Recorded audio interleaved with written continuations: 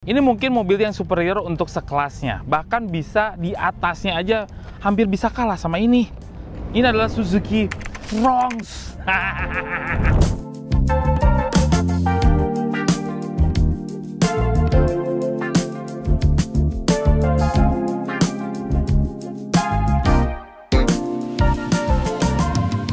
Yang bermain di segmen ini kelasannya adalah Race, WRV, sama Rocky, terus ada Cherry Tiggo Cross gitu ya. Dan Mamang juga sudah pernah first impression apa saja kelebihannya Suzuki Fronx ini gitu ya. Tonton video yang itu, Suzuki Fronx. Dia akhirnya membersihkan diri dan menjadi yang paling... Karena Mamang sudah first impression mobil ini, jadi Mamang akan secara singkat aja untuk membahas desain-desainnya dan luarnya, interiornya, tapi akan lebih dalam di test drive-nya. Iya. Nah, kalau dari luarnya ini sesuai selera aja, karena dari depannya menurut Mamang bagus, menurunkan muka-muka atau moncong-moncongnya dari Grand Vitara yang dikecilkan. Sebetulnya basicnya dia adalah Suzuki Baleno yang ditinggikan gitu ya. Jadi rangka-rangkanya itu Baleno semua, tapi mesinnya pakai Grand Vitara gitu loh. Itu yang bingung.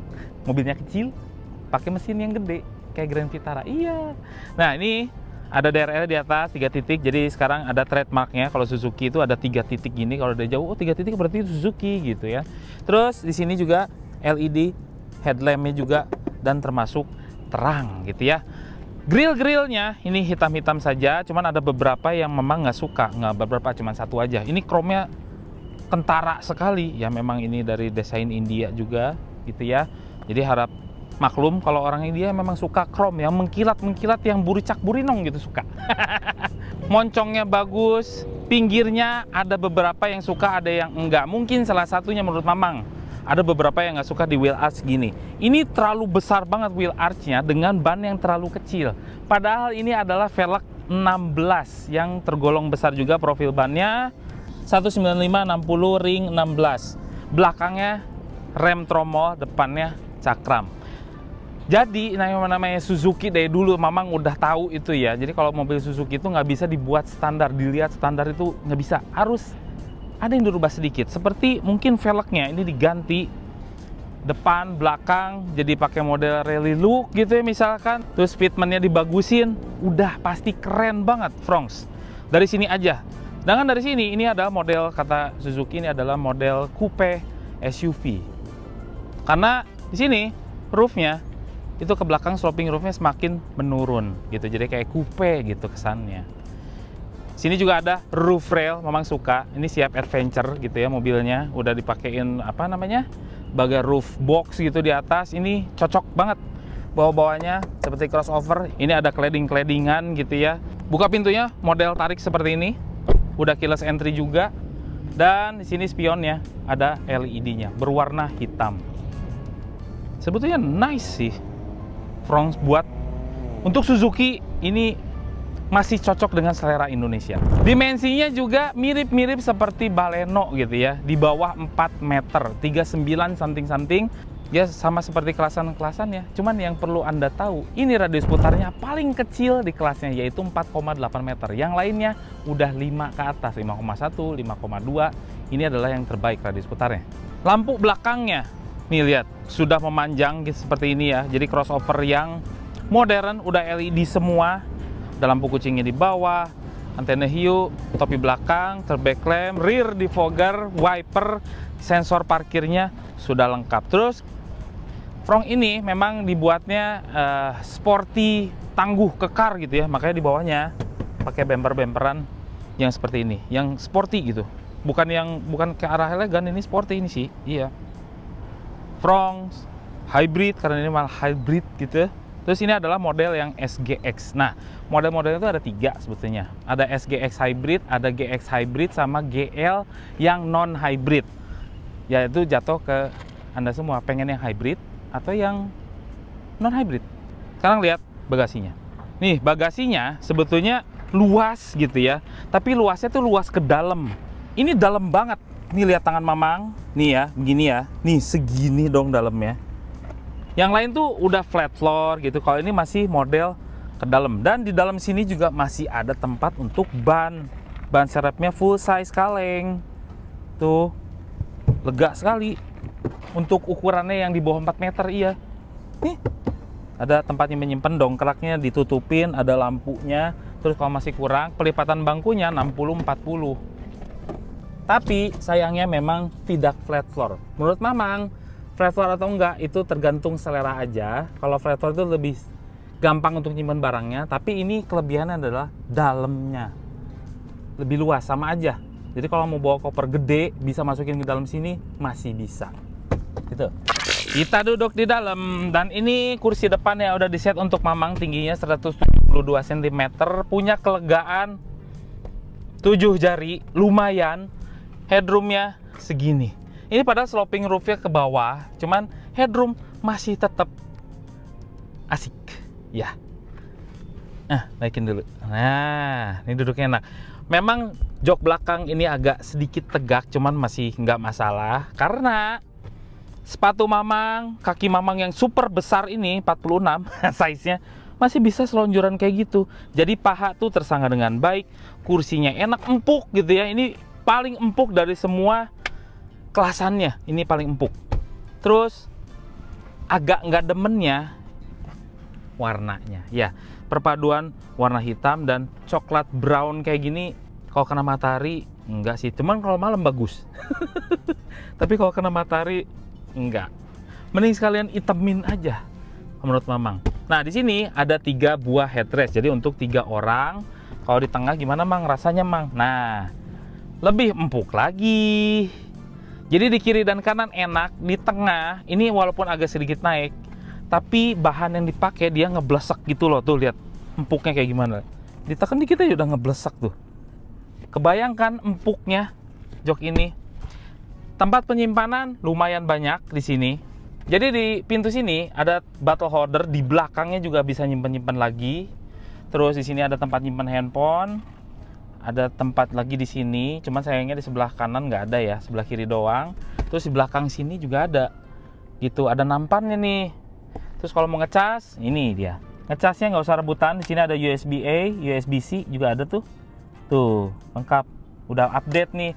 Ada ventilasi AC yang nggak dipunyain sekelasnya. Ini cuman ada di tipe HRV. HRV udah ada mulai ada, tapi yang sekelasnya gitu, ini yang paling superior. Ada ventilasi AC, jadi dinginnya tuh merata sampai ke belakang. Dah, kita lihat depannya. Oh, disambut dengan HUD, tulisannya starting. Hello. Inilah kelebihannya Suzuki gitu ya.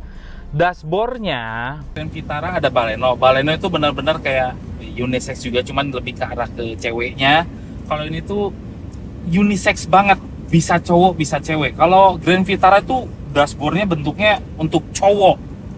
Unisex ini karena dia nggak kaku, ada flowingnya gitu, kayak silver liningnya seperti ini, ada silvernya.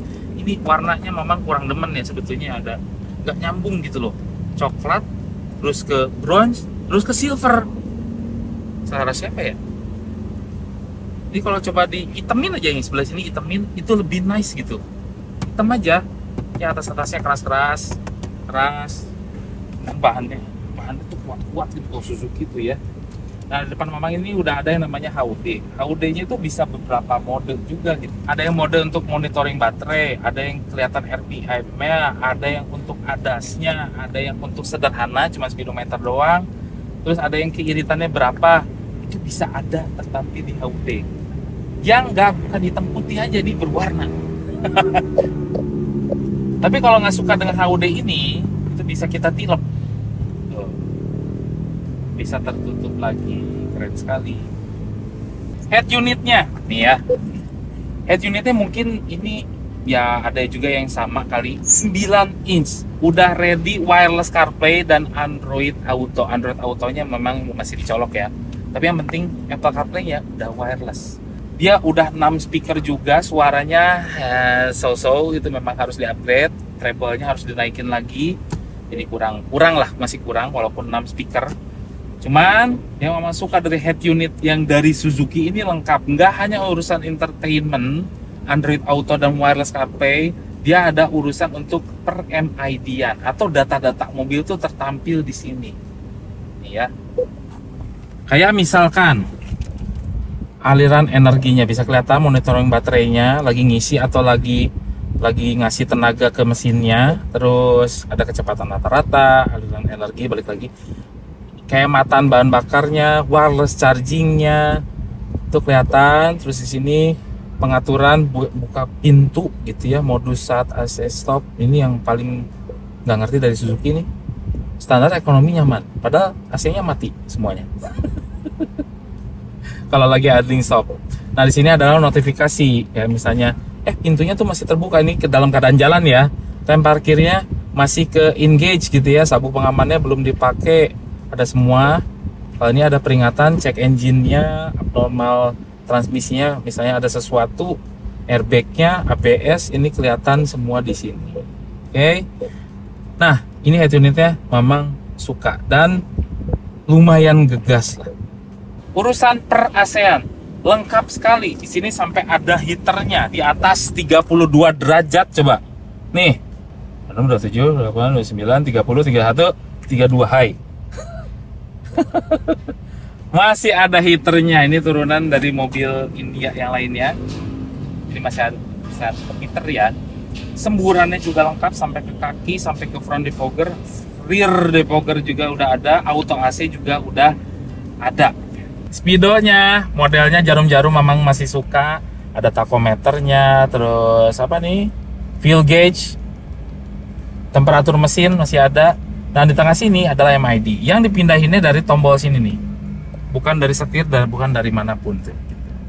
Nah, ini kita bisa nampilin apa aja. Ini monitoring baterainya.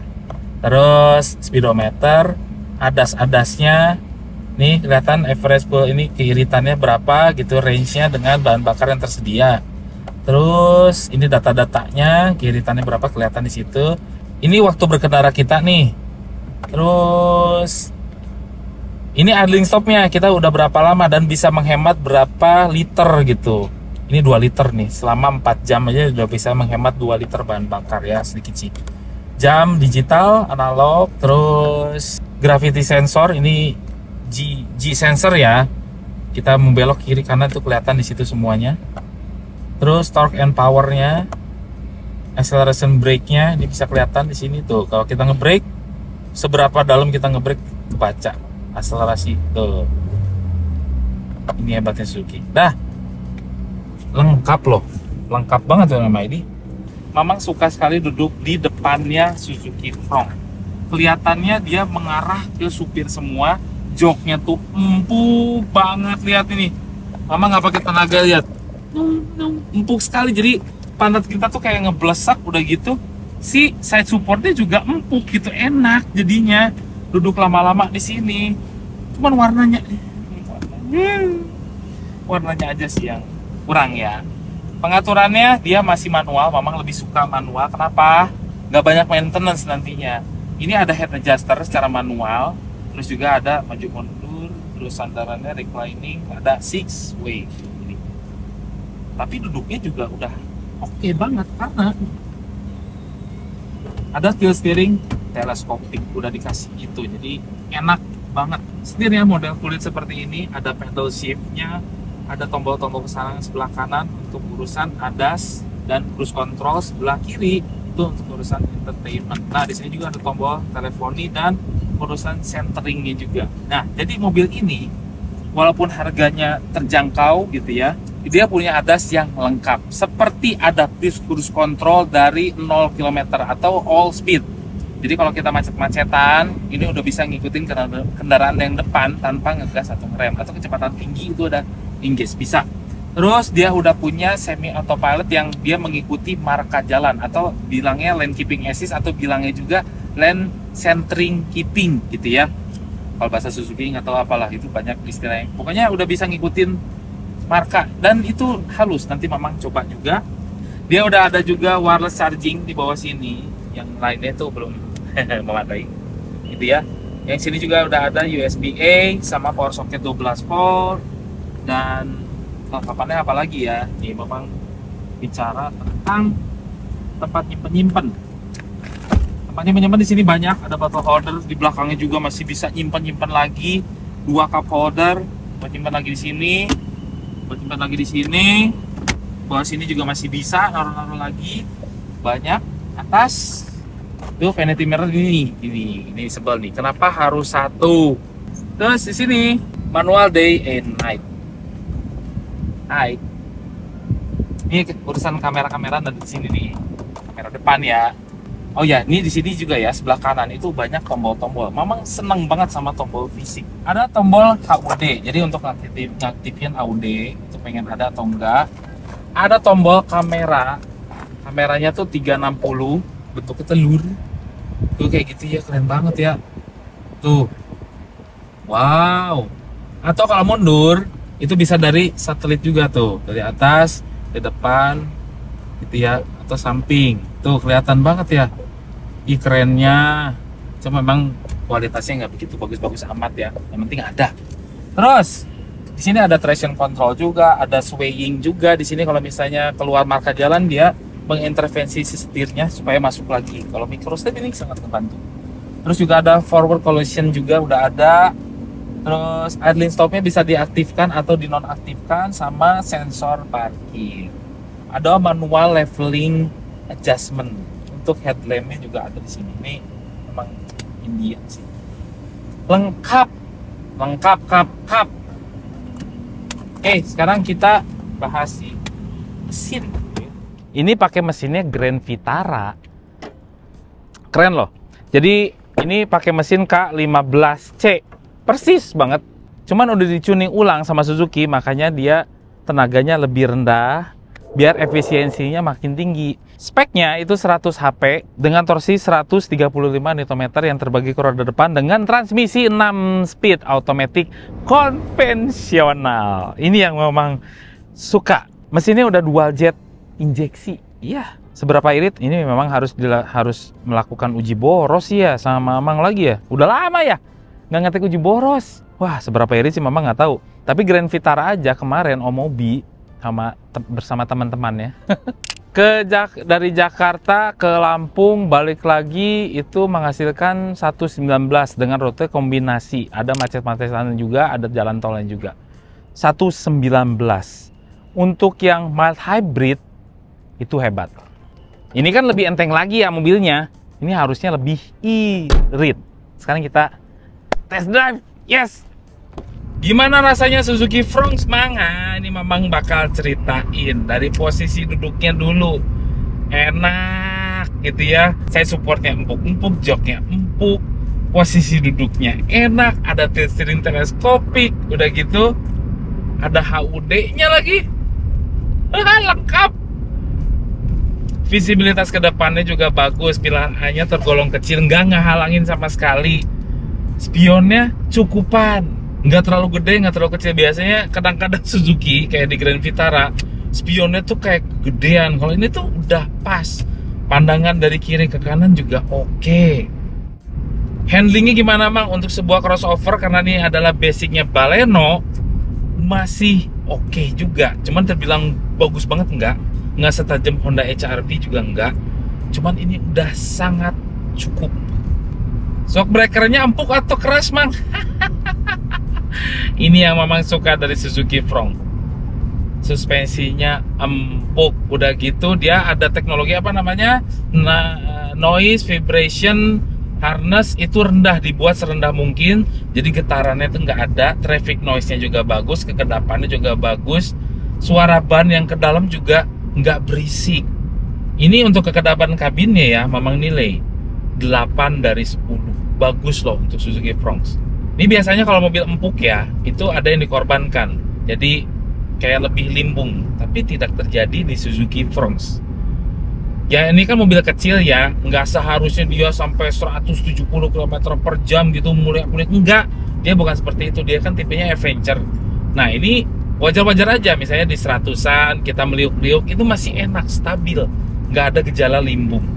Feel setirnya terasa mahal, handlingnya juga cukup oke, pedal gasnya natural. Memang ini karakternya Suzuki, kalau rem itu agak terasa kayak keras gitu. Tapi dibilang pakem ya pakem. Terus udah gitu teknologinya udah banyak, ada ABS, EBD dan segala macam udah oke. Walaupun dia belakangnya tromol, tromol sesuai fungsinya aja kali ya.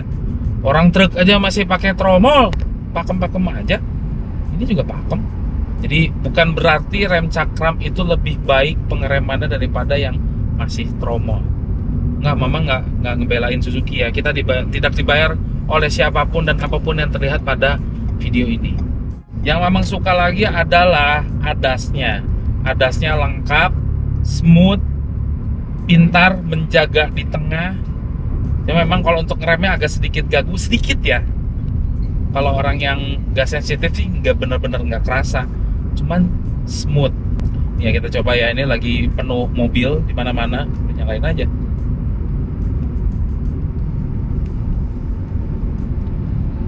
Enak, gak usah nyetir.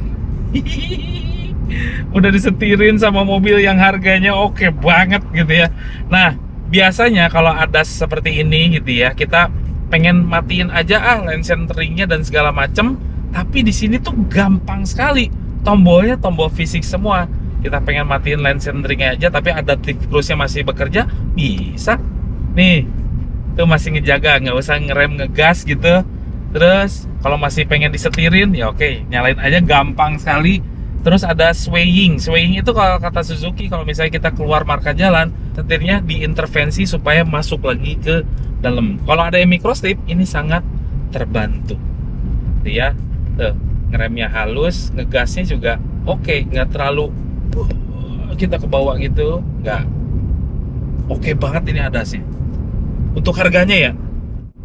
Transmisinya dia pakai 6 speed yang perpindahan giginya halus gitu. Memang suka. Keunggulannya lagi dengan transmisi 6 speed seperti ini, dia napasnya panjang banget. Kita di 80 km per jam, dia masih nahan di gigi 5. Coba, gigi 6-nya kapan kepake?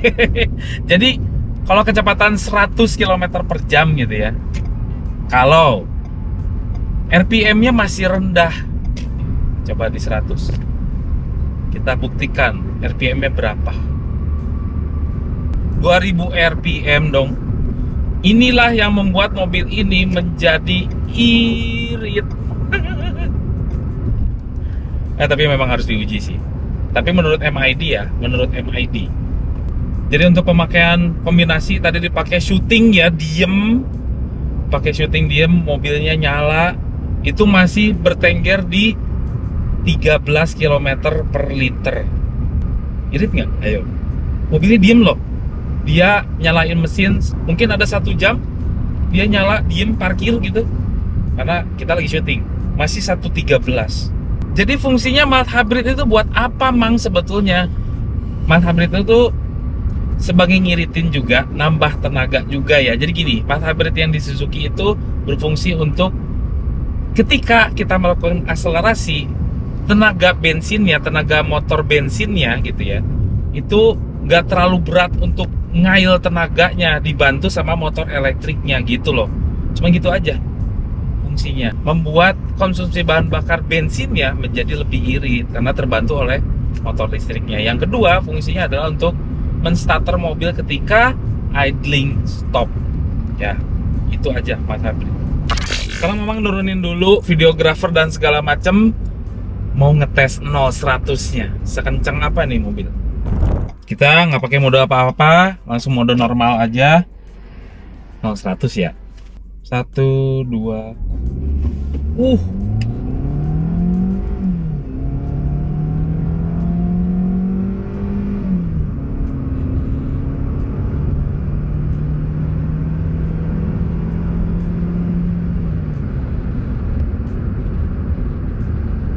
Hasilnya adalah 11,79. Not bad at all. HRV aja di sekitar 12 atau 13. Ini lebih kencang sedikit ini. Bukan lebih kencang sedikit, lebih banyak. Oh, mobil pernah melakukan 0-100-nya HRV yang mesin non hybrid ya. Hasilnya segitu. Semua ini adalah opini pribadi saya dan Mamang itu. Kami tim Motomobi tidak dibayar oleh siapapun dan apapun yang terlihat pada video ini. Jangan lupa tekan tombol jempol ke atas dan subscribe channel Motomobi, Omobi, dan Mesmobi apabila belum, berikut dengan tombol loncengnya. Share video ini ke seluruh dunia melalui sosial media Anda dan jangan lupa follow sosial media kami semua termasuk Instagram. Cek website kami motomobinews.id. Terima kasih telah menonton.